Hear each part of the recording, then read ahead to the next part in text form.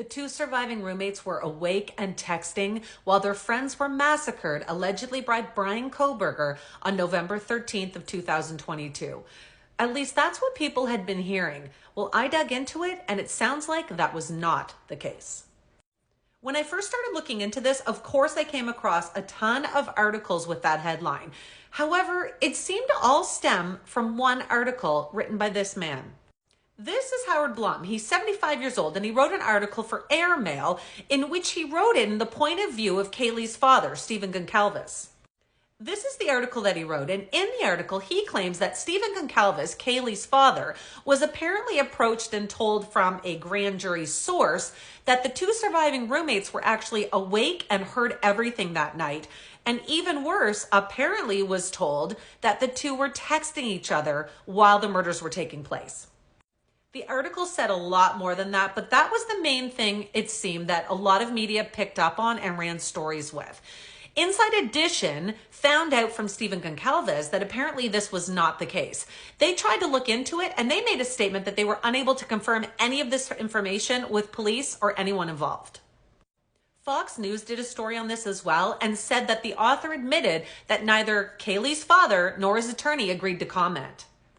Fox also stated that Stephen Goncalves and his attorney wouldn't answer questions from Fox News either, but they're not able to. The Goncalves family was very open about making statements and comments when this all first came out, but there has been a gag order issued now because, again, it's going to trial and it's an active investigation.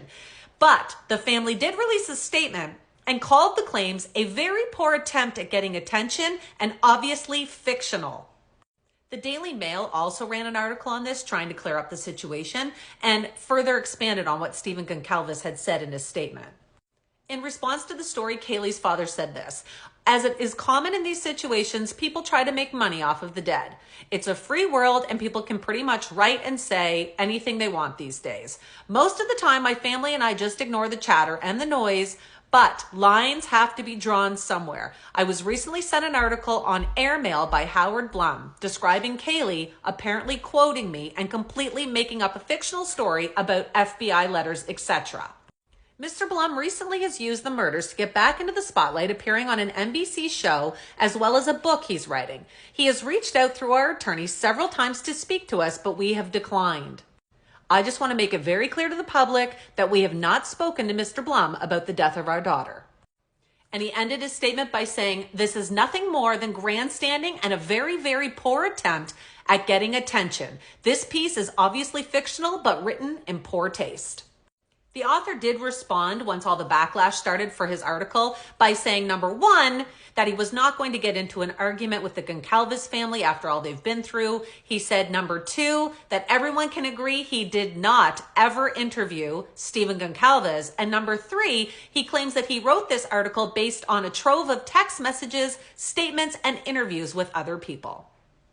So were the two surviving roommates actually texting each other the night of the murders while everything was taking place? According to Stephen Goncalves, it's pure fiction, and this was all based on one article from one author.